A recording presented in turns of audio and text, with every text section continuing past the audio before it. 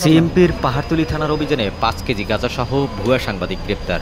সিএমপির পাহাড়তলী থানার officer in charge Mohammad Babul আজাদের নেতৃত্বে এএসআই সৌমিত্র সরকার, এএসআই ইকবাল হোসেন মজুমদার সঙ্গীয় ফোর্সসহ পাহাড়তলী থানাধীন দুলেলা বাদস্ত পাহাড়তলী থানার মূল গেটের বিপরীতে সৈকত মুদিখানার দোকানের সামনে পাকা রাস্তার পর আশ্রমিক চেকপোস্ট পরিচালনা করে গত ২৩ তারিখে রাত ১২ ঘটিকার সময়ে একটি সিএনজি গাড়ি থামিয়ে সিএনজির ভিতরে থাকা যাত্রীর কাঁধে একটি খয়েরি রঙের ব্যাগ দেখতে পেয়ে উক্ত যাত্রীকে সিএনজি থেকে নামিয়ে তার কাঁধে থাকা ব্যাগ তল্লাশি করে ব্যাগের ভিতরে ৩টি পলিথিনে মোড়ানো ৫ কেজি গাঁজাসহ আসামি মোহাম্মদ ফারুককে গ্রেপ্তার করে।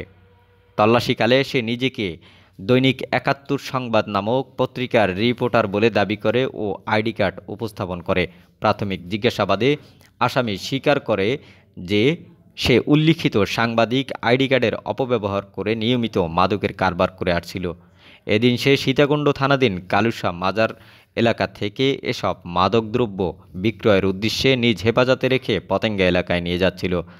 গ্রেপ্তারকৃত আসামির বিরুদ্ধে পাহাড়তলী থানায় ২০১৮ সালের মাদক নিয়ন্ত্রণ আইনের মামলা রুজু করা হয়।